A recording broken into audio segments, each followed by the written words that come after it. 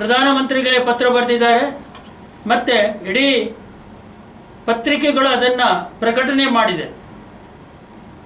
ನಾನು ಕೇಳ್ತಾ ಇದ್ದೇನೆ ಭಾರತೀಯ ಜನತಾ ಪಕ್ಷದವರಿಗೆ, ಕರ್ನಾಟಕದಲ್ಲಿ ನರೇಂದ್ರ ಮೋದಿಯವರ ಏನು ಘೋಷಣೆ ಅನ್ವಯ ಆಗುವುದಿಲ್ವಾ? ನೀವು ಹೇಳ್ತೀರಿ ನಾವು ಭ್ರಷ್ಟಾಚಾರವನ್ನು ನಿರ್ಮೂಲನೆ ಮಾಡೋಕ್ಕೋಸ್ಕರ ನಾವು ಅಧಿಕಾರಕ್ಕೆ ಬಂದಿದ್ದೇವೆ. ಕಳೆದ ಚುನಾವಣೆಯಲ್ಲಿ ಅವರು ಹೇಳ್ತಾ ಇದ್ರು ಕಾಂಗ್ರೆಸ್ಸಿನ ದುರಾಡಳಿತವನ್ನು ಕೊನೆಗಾಣಿಸಿ ರಾಜ್ಯದಲ್ಲಿ ಒಂದು ಪ್ರಾಮಾಣಿಕ, ಸ್ವಚ್ಛ, ಸುದೃಢ ಸರ್ಕಾರವನ್ನು ನಾವು ಕೊಡ್ತೇವೆ, ನಮಗೆ ಮತವನ್ನು ಕೊಡಿ ಅಂತ. ಹೌದು, 5 ವರ್ಷ ಕಂಪ್ಲೀಟ್ ಮಾಡಿದ್ದಾರೆ. ಸುದೃಢ ಎಂಬ ವಿಚಾರವನ್ನು ತೆಗೆದುಹಾಕಿದರೆ ಪ್ರಾಮಾಣಿಕ ಮತ್ತು ಸ್ವಚ್ಛ ಎಂಬ ಶಬ್ದಕ್ಕೆ ಅರ್ಥ ಏನಿದೆ ಇದನ್ನು ನಾವು ಅರ್ಥ ಮಾಡ್ಕೊಳ್ಬೇಕು. ಈಶ್ವರಪ್ಪನವರು ಹೇಳ್ತಾ ಇದ್ದಾರೆ ನಾನು ಕಮಿಷನನ್ನು ತಗೊಂಡಿಲ್ಲ, ನಾನು ಪ್ರಾಮಾಣಿಕನಿದ್ದೇನೆ ಅಂತ. ಆಯಿತು ಸ್ವಾಮಿ, ನೀವು ಪ್ರಾಮಾಣಿಕರಿದ್ದರೆ ನೀವು ಹಿಂದೂಗಳಂತ ಹೇಳ್ತಾ ಇದ್ದೀರಲ್ಲ, ಹಿಂದೂ ಧಾರ್ಮಿಕ ಆಚಾರ ವಿಚಾರಗಳಲ್ಲಿ ನಂಬಿಕೆ ಇಟ್ಟವರಲ್ಲ, ಬನ್ನಿ ಧರ್ಮಸ್ಥಳಕ್ಕೆ, ಅಲ್ಲಿ ಪ್ರಮಾಣ ಮಾಡಿ ನಾವು ಯಾರು ನಮ್ಮ ಇವತ್ತಿನ ಮಂತ್ರಿಮಂಡಲದಲ್ಲಿರುವಂಥ ಯಾರೊಬ್ಬ ವ್ಯಕ್ತಿಯು ಕೂಡ ಲಂಚವನ್ನು ಪಡೆದಿಲ್ಲ ಮತ್ತು ಈ ಕೇಸಲ್ಲಿ 40% ಕಮಿಷನನ್ನು ತಗೊಂಡಿಲ್ಲ. ಎಷ್ಟು ಪರ್ಸೆಂಟ್ ಅಂತ ಮತ್ತೆ ಅವರನ್ನು ಕೇಳಿ ಅವರು ಹೇಳ್ಬೋದು. ಆದರೆ ಹೇಳಿ, ಪ್ರಮಾಣ ಮಾಡಲಿಕ್ಕೆ ರೆಡಿ ಇದ್ದೀರಾ ನೀವು? ಆ ತಾಕತ್ತು ನಿಮಗಿದೆಯಾ? ಹೇಳಿ ನೋಡುವ.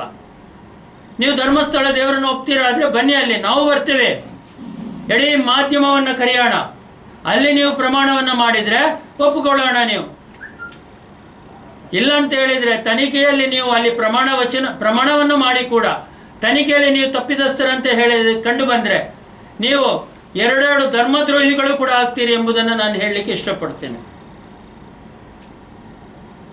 ಬರುವಾಗ ಏನು ಹೇಳಿದ್ದೀರಿ? ಕಾಂಗ್ರೆಸ್ 60 ವರ್ಷದಲ್ಲಿ ಲೂಟಿದೆ, ಈ ದೇಶವನ್ನು ದರೋಡೆ ಮಾಡಿದೆ ಹೇಳ್ತಾ ಇದ್ದೀರಲ್ಲ ಸ್ವಾಮಿ. ನೀವೇನು ಮಾಡ್ತಾ ಇದ್ದೀರಾ? 40% ಕಮಿಷನನ್ನು ಪಡ್ಕೊಳ್ತೀರಾದ್ರೆ, ಈಗ ಗುತ್ತಿಗೆದಾರರ ವಿಚಾರದಲ್ಲಿ ನಾನು ಮಾತಾಡೋದಿದ್ರೆ ನನಗೆ ಅದು ಅನುಭವ ಕೂಡ ಇದೆ. ನಾನು ಒಬ್ಬ ಗುತ್ತಿಗೆದಾರ, ಕ್ಲಾಸ್ 1 ಕಾಂಟ್ರಾಕ್ಟರ್ ನಾನು ಕೂಡ. ಆದರೆ ನಾವು ಕಾಮಗಾರಿಯನ್ನು ಮಾಡಿದಾಗ ಕಾಮಗಾರಿ ನಡೆಸಿ ಎಷ್ಟು ವರ್ಷಗಳ ನಂತರ ನಮಗೆ ಆ ಬಿಲ್ಲನ್ನು ಪಡೆಯುವಂಥ ವ್ಯವಸ್ಥೆ ಇದೆ. ನಾವು ಹಾಕಿರುವ ಹಣಕ್ಕೆ ಬಡ್ಡಿಯನ್ನು ಕೂಡಿಸಿದರೂ ಕೂಡ ನಾವು ಹಾಕಿದ ಹಣಕ್ಕೆ ನ್ಯಾಯ ದೊರಕಿಸ್ಕೊಡ್ಲಿಕ್ಕೆ ಸಾಧ್ಯ ಇಲ್ಲ. ಅಂಥದ್ರೊಳಗೆ ಇವರು ಹೇಳ್ತಾರೆ 40% ಕಮಿಷನನ್ನು ಪಡೆಯುವಂಥ ವ್ಯವಸ್ಥೆಯಲ್ಲಿ ರಾಜ್ಯದ ಇಡೀ ಬಜೆಟನ್ನು ನಾವು ಪರಿಗಣಿಸಿದರೆ ಅದರೊಳಗೆ ಕಾಮಗಾರಿಗೋಸ್ಕರ ಅಂತಲೇ ತೆಗೆದಿಟ್ಟ ಹಣದಲ್ಲಿ 40% ಹಣವನ್ನು ಪಡೆದರೆ ಎಷ್ಟು ಕೋಟಿ ರೂಪಾಯಿ ನೀವು ಲಂಚ ಹೊಡೆದಿದ್ದೀರಿ ಎಂಬುದನ್ನು ಮುಂದಿನ ದಿನಗಳಲ್ಲಿ ಇನ್ನೂ ಮಹಾಸಭಾ RTI ಹಾಕಿ ತಗೊಳ್ಳುತ್ತೆ. ಅದು ಖಂಡಿತ ನಾವು ಮುಂದೆ ಇಡ್ತೇವೆ ನಿಮ್ಮ ಮಾಧ್ಯಮದ ಮುಂದೆ. ಈ ವ್ಯವಸ್ಥೆ ಅಡಿಯಲ್ಲಿ 40% ಲಂಚದ ರೂಪದಲ್ಲಿ ಪಡೆದರೆ ಕಾಮಗಾರಿಯ ಗತಿ ಏನಾಗಿರ್ಬೋದು ನೀವು ತಿಳ್ಕೊಳ್ಳಿ. ಇನ್ನೊಂದು ಮಾತನ್ನು ಹೇಳ್ತಾರೆ ಈಶ್ವರಪ್ಪನವರು, ಅವರಿಗೆ ಕಾಮಗಾರಿ ನಡೆಸಲು ಅಧಿಕಾರವನ್ನು ಕೊಟ್ಟವರು ಯಾರು, ಅದು ಯಾವ ರೀತಿಯಲ್ಲಿ ಕಾಮಗಾರಿ ನಡೆಸಲ್ಪಟ್ಟಿದೆ ಅಂತ. ನಾನು ಈ ಮಾಧ್ಯಮದ ಮೂಲಕ ಪ್ರಶ್ನೆಯನ್ನು ಮಾಡ್ತೇನೆ, ನೀವು ಎಲ್ಲ ಇಷ್ಟವರೆಗೆ ನಡೆದಿರುವ ಕಾಮಗಾರಿಗಳು ಎಲ್ಲವೂ ವರ್ಕ್ ಆರ್ಡರ್ ಮುಖಾಂತರವೇ ನಡೆದಿದ, ಅಥವಾ ಅರ್ಜೆಂಟಿಗೆ ಮೌಖಿಕವಾಗಿ ಚೀಫ್ ಇಂಜಿನಿಯರ್ ಇರ್ಬೋದು, ಎಕ್ಸಿಕ್ಯೂಟಿವ್ ಇಂಜಿನಿಯರ್ ಇರ್ಬೋದು, ಅಥವಾ ಯಾರ ಮುಖಾಂತರ ಆದರೂ ಹೇಳಿಸಿ ವಿದೌಟ್ ವರ್ಕ್ ಆರ್ಡರನ್ನು ಕಾಮಗಾರಿ ಮಾಡಿಲ್ವಾ? ಅವ್ರು ಹೇಳ್ತಾರೆ 108 ಕಾಮಗಾರಿಗಳನ್ನು ಮಾಡಿದ್ದೇನೆ. 5 ಲಕ್ಷಕ್ಕಿಂತ ಕೆಳಪಟ್ಟ ಕಾಮಗಾರಿಗಳು ತುಂಡು ಗುತ್ತಿಗೆ ಆಧಾರದ ಮೇಲೆ ನೀಡಲ್ಪಡುತ್ತೆ. 5 ಲಕ್ಷಕ್ಕಿಂತ ಮೇಲ್ಪಟ್ಟ ಕಾಮಗಾರಿಗಳು ಈಗ ಸ್ವಲ್ಪ ಬದಲಾವಣೆ ಆಗಿರ್ಬೋದು. ನಾನು ಹತ್ರ 3 ವರ್ಷ ಆಯಿತು ನಾನು ಇದು ಕ್ಲಾಸ್ ಗುತ್ತಿಗೆಯನ್ನು ಪಡೆಯೋದೆ. ಯಾಕೆಂದರೆ ಲಂಚದಿಂದ ಕಾಮಗಾರಿ ನಡೆಸೋಕ್ಕೆ ನಮಗೂ ಕೂಡ ಆಗಲ್ಲ. ಯಾವ ಪರಿ ಇದೆ ಅಂದರೆ ಅಲ್ಲಿ ಕಂಬ ಕೂಡ ಲಂಚ ಕೇಳುತ್ತೆ, ನಮ್ಮದನ್ನಿಟ್ಟು ಮುಂದಕ್ಕೆ ಹೋಗು ಅಂತ. ನೀವು ಆಲೋಚನೆ ಮಾಡಿ ಯಾವ ಥರ. ಅದಕ್ಕೆ ನಾವು ಇವತ್ತು ನಾನು ಲೈಸೆನ್ಸನ್ನೇ ರಿನ್ಯೂವಲ್ ಮಾಡಿಲ್ಲ. ನಮ್ಮಿಂದ ಸಾಧ್ಯ ಇಲ್ಲ ಸ್ವಾಮಿ ಆ ಥರದ ಕಾಮಗಾರಿ ಮಾಡೋಕ್ಕೆ. ಎಷ್ಟಂತ ಕೊಡ್ಬೋದು. ಹಾಗಿರುವಾಗ ನೀವು ಅರ್ಥ ಮಾಡ್ಕೊಳ್ಬೇಕು, ವಿದೌಟ್ ಇದು ವರ್ಕ್ ಆರ್ಡರಲ್ಲಿ ಕಾಮಗಾರಿಗಳು ಅನೇಕ ನಡೀತದೆ, ಇವತ್ತು ಕೂಡ ನಡೆದಿದೆ. ನೋಡ ಹೇಳಿ, ಯಾವ ಇಂಜಿನಿಯರ್ ಕೂಡ ಹೇಳಿ ವಿದೌಟ್ ವರ್ಕ್ ಆರ್ಡರ್ ನಾನು ಕಾಮಗಾರಿ ಮಾಡಿಸಿಲ್ಲ ಅಂತ. ಕಾಮಗಾರಿ ಈಗ 5 ಲಕ್ಷಕ್ಕಿಂತ ಮೇಲೆ ಇರಲಿ, 5 ಲಕ್ಷಕ್ಕಿಂತ ಕೆಳಗೆ ಇರಲಿ, ಅದಕ್ಕೊಂದು ಪ್ರೊಸೀಜರ್ ಅಂತ ಇದೆ.